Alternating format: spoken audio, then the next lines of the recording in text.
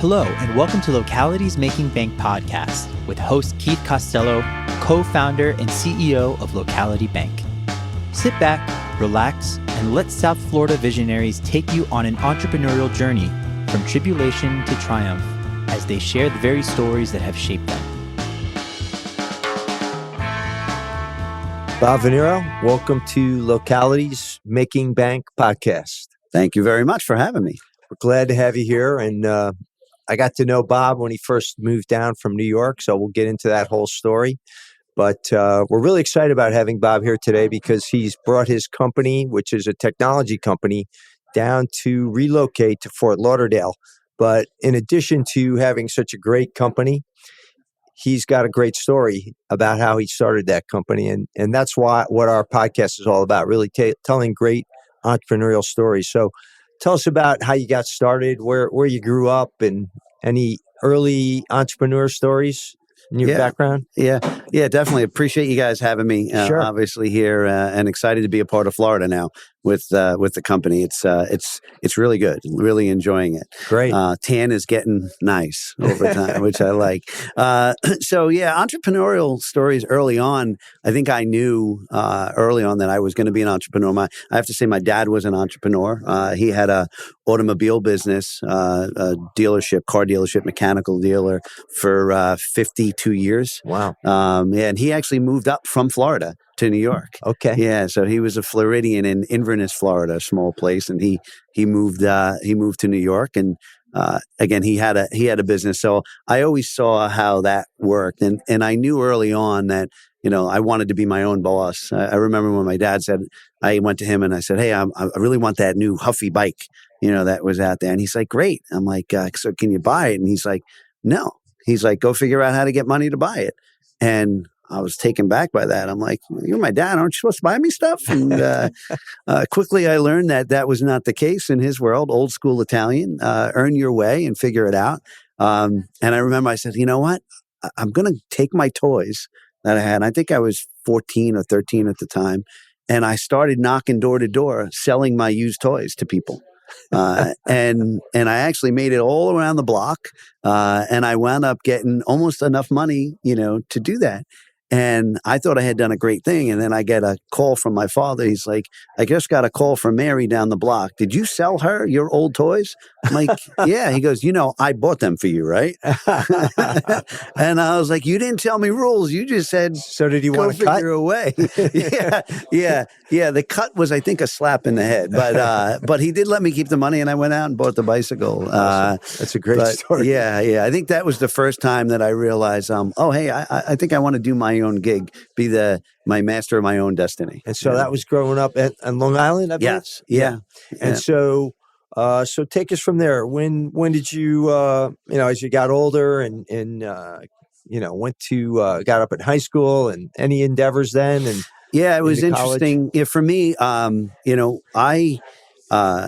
left the house at 16 years old. Okay. I was still in high school at the time, and I still wanted to continue high school. I was an athlete. I played football. I had grades, if you could call them that, right, in high school at the time. And then I was actually working at the same time. So I would go to school in the morning.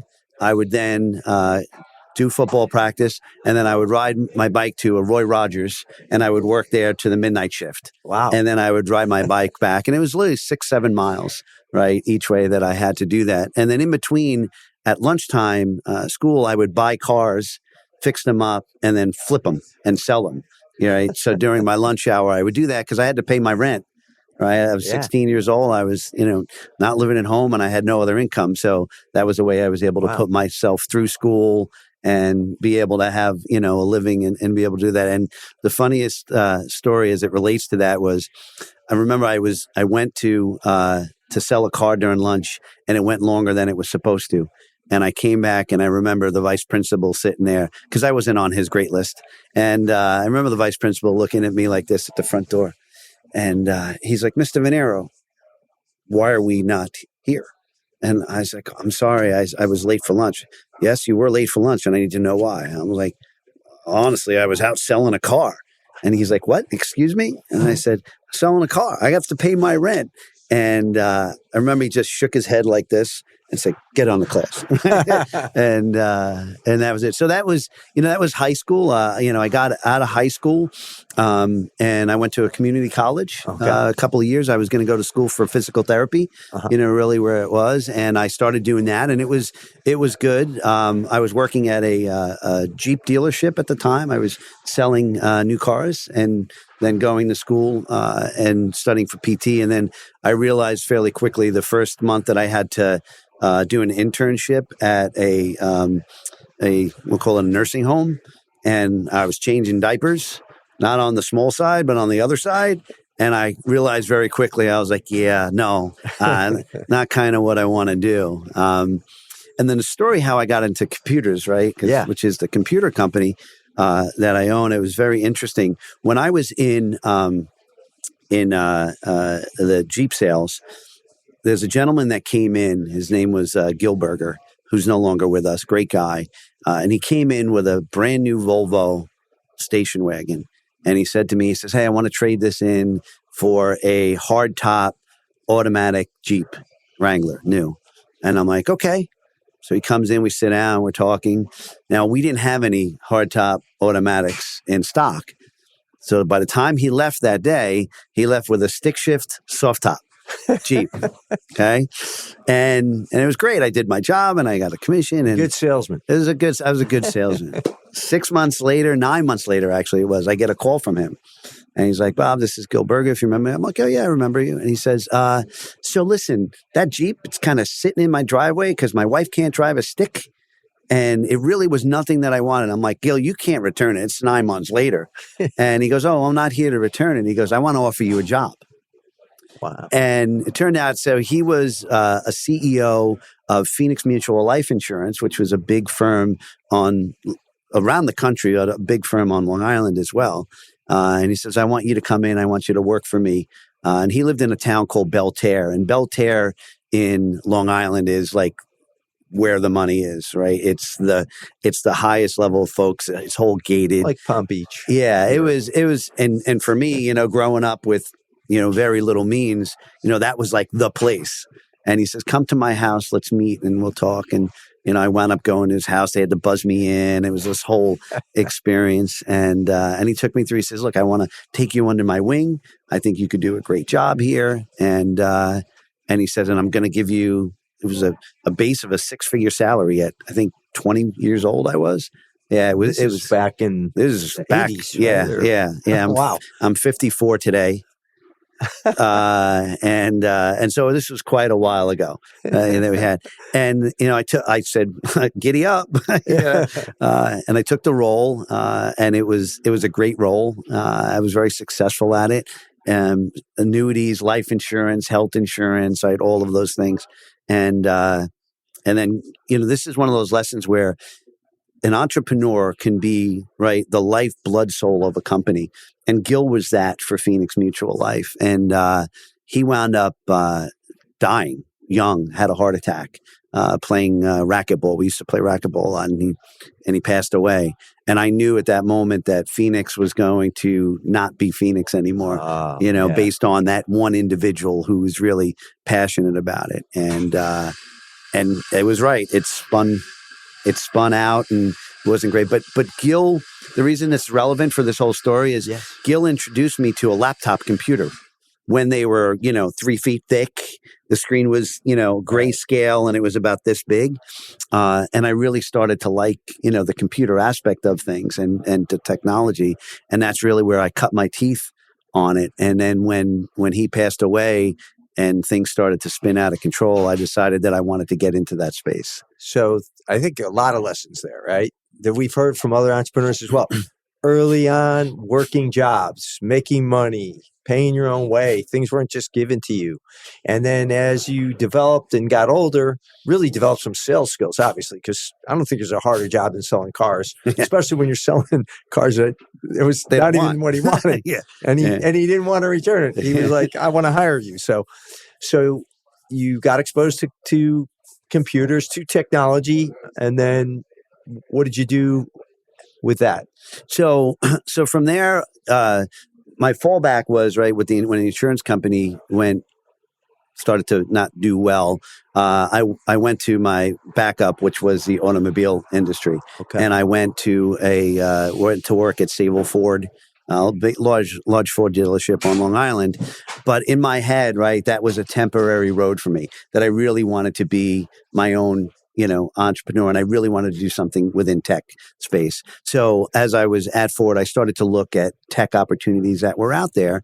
And there was a company called, if you guys remember, Computer Associates. Yeah. Right. So Charles Wang, talk about an entrepreneur, right? Mm-hmm. Comes over from China, not two nickels, created this multi-billion-dollar, company, Computer Associates. So I was interviewing at that company, and they offered me a level 3 sales position, which was something great, right? Yeah. Level 3 means in Computer Associates, you never get hired at level 3. You always get hired at level 1. And then you grow within level 3. We were able to impress them enough, or I was able to impress them enough, that they hired me at level 3. And just a week before I was supposed to start, they did an acquisition of a company called Legence. And Legence was a software company. And part of the agreement was that they had to do a hiring freeze. Wow. So my role that was there, I now had to wait 3 months to 4 months for the integration to happen. And I didn't have a guarantee that I was going to have that job. So as a backup, I had CompUSA corporate sales waiting in the wings. Mm-hmm. And so by default, I said, hey, I want to get into the industry. I said no to CA, and I went over to CompUSA. Okay. And there's a follow-on story after you maybe ask other questions that I'll tell you about that, which was pretty interesting. But I went to CompUSA, and I cut my teeth there in corporate sales and selling to corporate America. And then when did you start Future Tech, and how did that happen? Yeah, so I was at CompUSA, and I saw how poorly they were supporting corporate America, right? They did not do it well. And so after being there for about a year or so, I said, you know what? I'm going to make a move out of here. It doesn't make sense to me. And what's interesting is my first customer at CompUSA was Northrop Grumman Corporation, right? And that's relative for us because, as I think you know, when we moved down to Florida, the CEO of Northrop Grumman came and did the ribbon cutting here. Yeah. So she has Northrop Grumman, Kathy Warden, who's their CEO. She's not been their CEO forever, right? But for the last 26 years of doing business with Northrop, plus the years before, they've been a consistent partner of ours, right? Wow. All of those years, which is phenomenal. Anyway, so I wound up leaving, going to another company called Key Systems Microage, which was a New York-based company, and it was a franchise of Microage Corporation. And again, this becomes relative because I was working with them and I was commuting from Long Island to the city, which is a horrible situation. 2.5 to 3 hours each way. Yeah. Right. On a subway, not on a subway, on the train in the morning. And at some point I had a house, I had a wife, and we had a baby on the way. And I was really concerned about my life-work balance at that point. And so I said to the company, I said, hey, listen, I like to work home a couple of days a week. Right. And which everybody's doing now. Now right? it's totally it's the norm. And they agreed to that. And then at some point I did it 3 days a week. And then it was 4. And then I said, why am I working for these guys? But the key was, right, in the world that I was playing, finance became an important part of it, right? Because we buy stuff, equipment in advance for our customers and then sell it to them. And then they pay us 30, 60, 90 days later, depending on, which means I had to be able to figure a way out to float a lot of money for these customers that were spending hundreds of thousands of dollars, right, with us. And I couldn't afford it, right? Obviously on my own dime, and credit cards could only go so far. So what I did was, and this is a lesson in, never saying no, right? Figuring an answer out from an entrepreneurial mindset. And so I went to the franchise, the mother corporation, Microage. And I went to I think it was Jeff McKeever was their CEO at the time. And I said, look, Jeff, here's the scoop. I'm at Key Systems, right? I'm going to be leaving there. And I'm going to be going to my own gig. I've talked to the customers that I support today that I brought, and they are going to follow with me. Now, I'm giving you an opportunity because I want to be able to support them, right? But still work with you. But I don't have the financing, right, to be able to support buying hundreds of thousands of dollars of equipment and selling it to them. So what I'm going to propose to you is that you're going to factor this for me. So I'm going to buy the equipment from you, right? The purchase orders will say, right, Future Tech Enterprise, because that's the name of the company, the idea, right? Care of MicroAge. Then they'll pay you. And then the difference between what I bought it from you and what I charge them, you'll pay me, right? But that's how I was able to now basically fund the company, right? Without going to a bank, because, they wanted the business. They had the equipment, right? And so that was the concept. And he agreed to that. And I will tell you, many nights being up in your brain of, do I do this? My son was just born, right? There was a lot of, can I afford a house and a kid and all this? Am I willing to make this change? And I was making money. And I'll tell you what got me over the hump. It's now 2 a.m, right? And you can't sleep because your brain's going. And I watched an infomercial from Anthony Robbins. Wow. Personal Power, right? It was. And I'm like, guy got nothing to lose. And so I ordered Personal Power. And it's basic stuff, right? No risk, no reward, set your goals, right? All the stuff that sometimes we take for granted because we're in the day. And it got me over the hump to say, you know what, we're doing it. Wow. And we did it. Hopefully there's like some entrepreneur out there at like 2 a.m. listening to this podcast. And this is going to inspire them to take the jump, because that's a great story. Yeah, it was good. It actually made it into the newspapers, our local newspaper. And then we got a call from Anthony Robbins' office. Really? And they then filmed one of their infomercials on our company. Wow. Yeah. They came in, they took over the whole company. It was weird. They had the tracks for the cameras all through the company. Now, did you ever go to his seminars, to the big ones? No, I thought they were crazy, and I'm not walking on coals, right? I don't care. There's that's physics, right?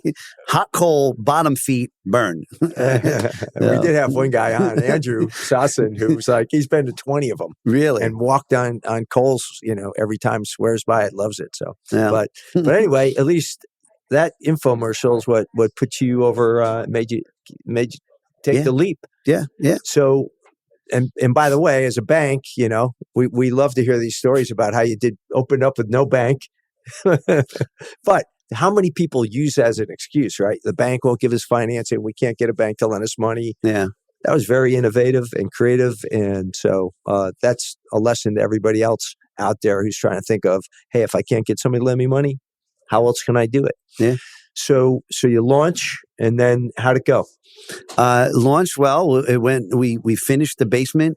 I brought in cubicles right into the basement because what I wanted to do was have a presence of professionalism to the customers that we were going to support. Okay. Right. And so I took one of my credit cards and I bought a Lucent phone system, right, that had 15 lines and such. And there was only me and another guy who I had hired on, right? And but we wanted to make it seem like when you called, right? Thank you for calling Future Tech Enterprise. For sales, press 1.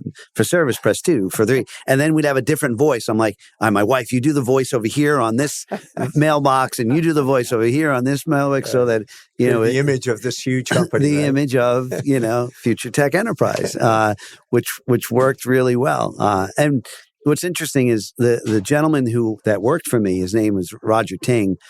Roger worked with me at CompUSA. Mm-hmm. And when I left CompUSA, I brought him over to Key Systems. And when I left and started the company at my house in the basement, he came over as well. He's still with the company today. Wow. Right? He was my number one employee. He used to come in the back door at 6 a.m, go back down the stairs, right? And, that's cool. Yeah. And we leveraged his credit cards too. But I do want to mention from a bank perspective, right? Because then as the company started to grow, right? Obviously, you need to have a banking relationship. Yeah. And I think what was key for us was because we were a local company on Long Island in New York, we did want to focus in the local banks, right? Because that relationship is so key to be able to have somebody who understands your story, who understands your value, right? And who's there as a partner more than just a number, right? And I knew there was a reason we had you on. I knew you were going there. And it was great. It was a company, it was a Key System, Key Bank, not Key Systems. Okay. It was Key Bank. It was a great local bank, and my dad used them, in his company, and so they knew who we were. And and they helped us out. And the first recommendation is like, we want to get you a line of credit.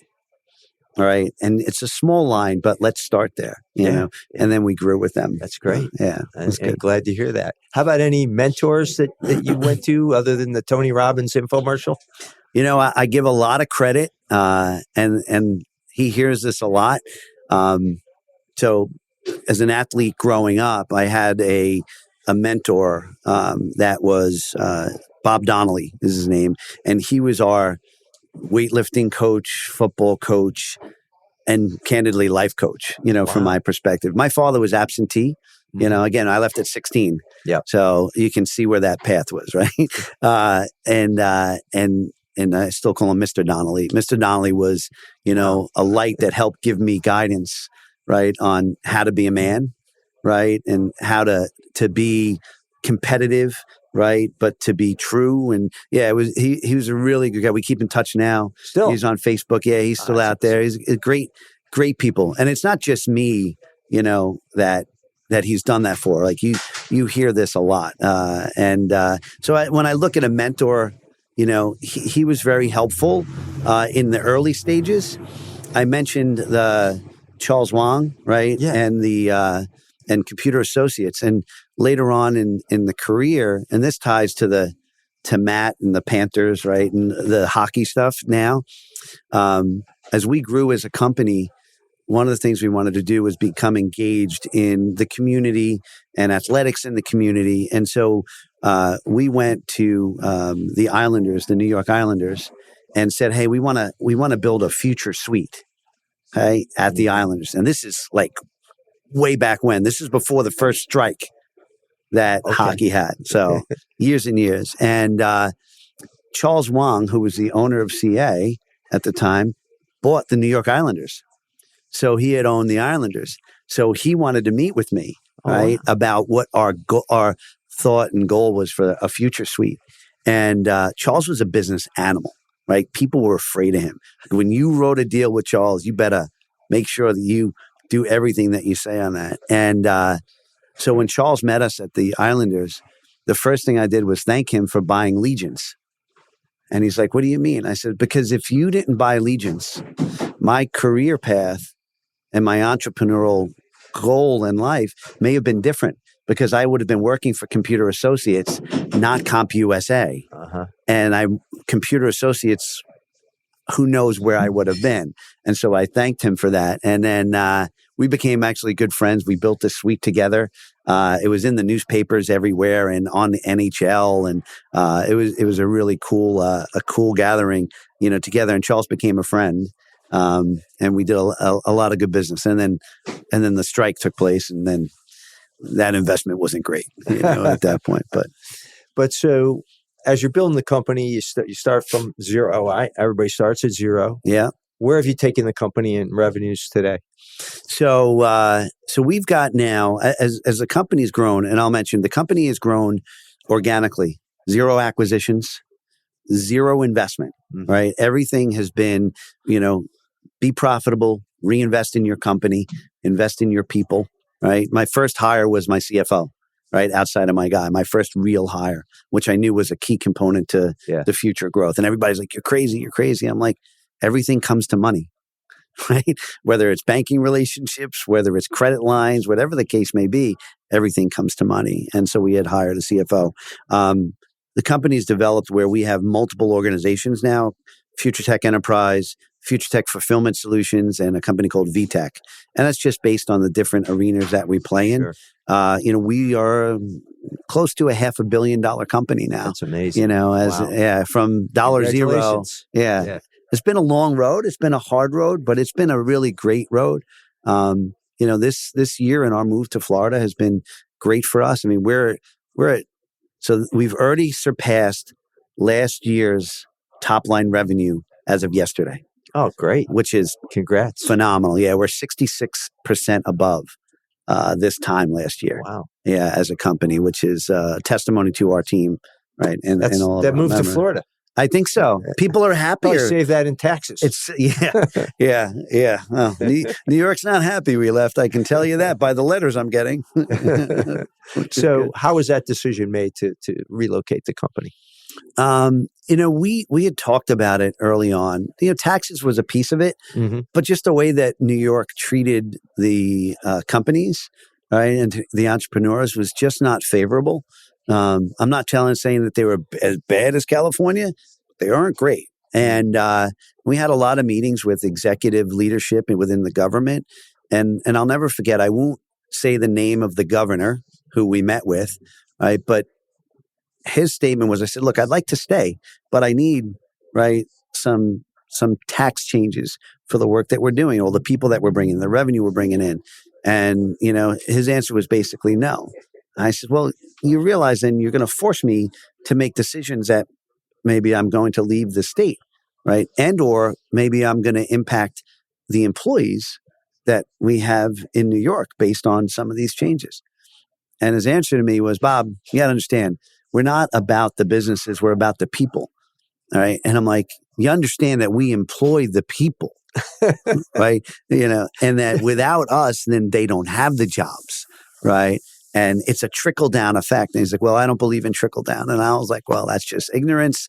And that really helped me make a decision to say, hey, all right, let's put a plan together to get out of New York and move down to a nice, friendlier place. And I guess you met with some people from the Alliance and they helped you to make that decision, Bob Swindell and his team. Yeah, 100%. Yeah, we met with Bob. Bob did a great job. They were really instrumental in helping us understand where the value was for being here. We met with Governor DeSantis a couple of times. Great guy, straightforward, amazing pedigree. And we said, you know what, this is going to be home. And now we're working on making it home. Great. Well, we're happy you did. And so you've given a lot of good advice to would-be entrepreneurs out there. Any other things, maybe anything you would have done differently or any other suggestions for people? Yeah, I honestly look at everything as I'm a big believer in everything happens for a reason, right? So the successes that I've had, great. The losses that I've had, I think they're lessons, right? And they're lessons that are much more impactful because they hurt. And I don't think I would change anything, right? There's the advice that I give to entrepreneurs, right? Is, you really have to be focused on what it is you're trying to accomplish, right? And not forget that if you're facing a customer, right, they are the most important component that's out there. Not your process, not your procedure, not the direction that you have. You need to be able to be flexible to support your customers' needs. And that's been, right, the virtue of our company all the way up to where, and I use the analogy, I said, there's a lot of companies that say, hey, there's a square hole, so you must have a square, right, peg to go into that hole when you talk to a company. We're the reverse. We said, we're the flexible hole, right? So if you're round, great. I'm going to change my process to be round. If you're square, I'll do it. You need a triangle, you need a hexagon, whatever the case may be able to be flexible. And if you are, your customers will see that value, that you're there for them, right? Versus for you being for you. And understand that it's a marathon, not a sprint, right? There's a lot of entrepreneurs and a lot of companies that want that quick hit, that quick win, right? And that's why there's a lot of entrepreneurs that spin up and then burn down. Spin up and burn down because they're focused sometimes on that quick hit, that transactional world, right? Versus the strategic approach, and being focused on that. Your business 26 years? 26 years. Yeah. So it's obviously not a quick hit. Not a quick hit. And, look, I have the first customer that, used to spend $10,000 a month with me. And now they spend $150 million a year with me. Wow. Right. So the model works if you do it, the right way. Absolutely. Well, that's just an incredible story. Talking about the customer, I think of, Warren Buffett once said, simple, delight your customers, right? And that's what you're saying. I mean, whether you're selling cars or technology or whatever it is, obviously you've been doing that and you've learned how to do that. And that's part of the reason for your success. I want to hit you with the lightning round now, Bob. All right. Ready for the lightning round? Okay, we're going to just hit you with a bunch of quick questions and just quick answers back. Okay. Favorite quote? That which does not kill us makes us stronger. Oh, it's a great one. your happiest moment and lowest moment in business. So happiest moment, that's interesting. When my children became a part of my company. Definitely the happiest moment. The lowest moment of the company, when I had to let go a longtime employee because they lied to me. And I have 2 tenets: you don't lie and you don't steal. And I had an employee that worked for me for 13 years that lied to me and gave him every opportunity to come out of that lie, and he didn't. And I had to terminate him. Wow. Yeah. It's tough. Yeah, very tough. How about anything you're watching right now, like a Netflix series or a movie or anything you could recommend? A lot. So I love the old school stuff. So night before we watched To Sir With Love, right? That is old school. That is old school. It's great, though. There's a great Sidney Poitier. Anthony's writing that down. He's like, it's an awesome what is that? one. Sidney Poitier. There was a documentary on him on I forget if it was Netflix or stuff, and then I brought the kids and we had them watch for the first time Sound of Music. Wow. Right. These are things where they're classics, right? But they resonate today, and I want to see the reactions of my kid. And then a recommended for everybody, especially people that are in business in this hustle day to day, is a movie called About Time. Okay. And it's not that known out there, but Rachel McGavin is in it. Okay. If you remember her she's been in a bunch of stuff. The Notebook, I think. And I'm trying to remember which ones.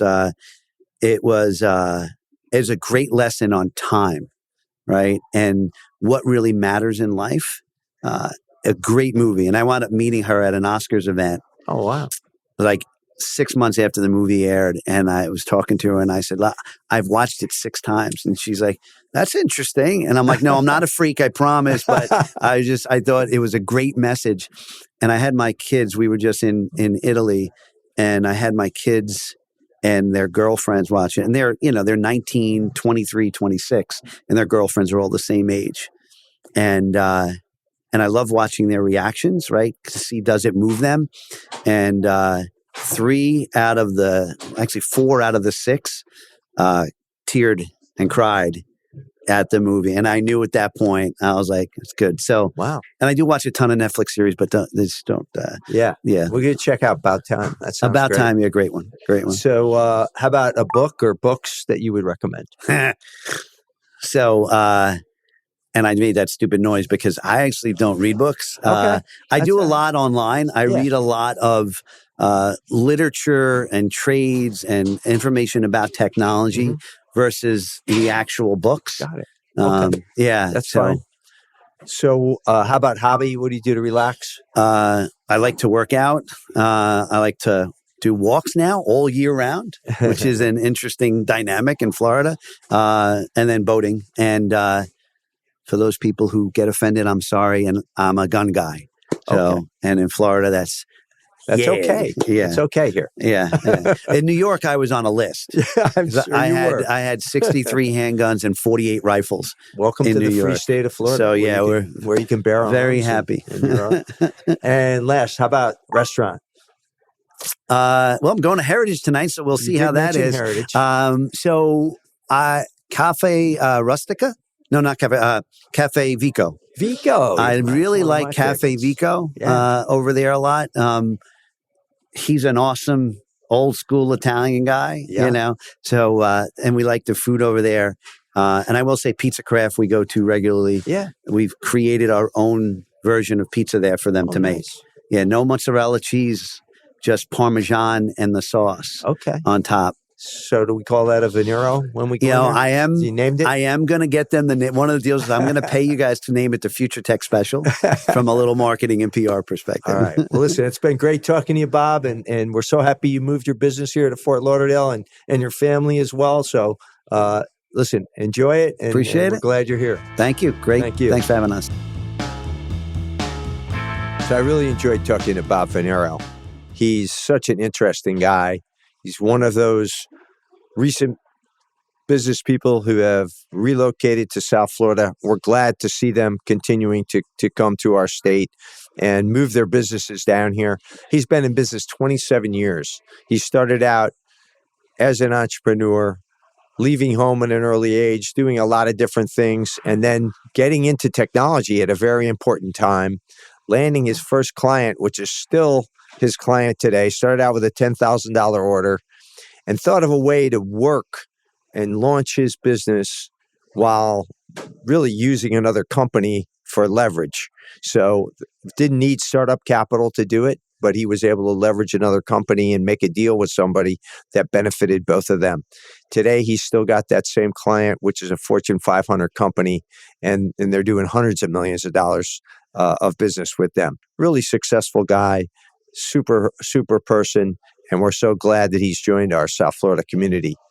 So remember, you can catch all of our Locality Making Bank podcasts on Spotify, Apple, or your preferred platform. Like us, follow us, and we're here to empower local businesses to maximize their potential. Thank you.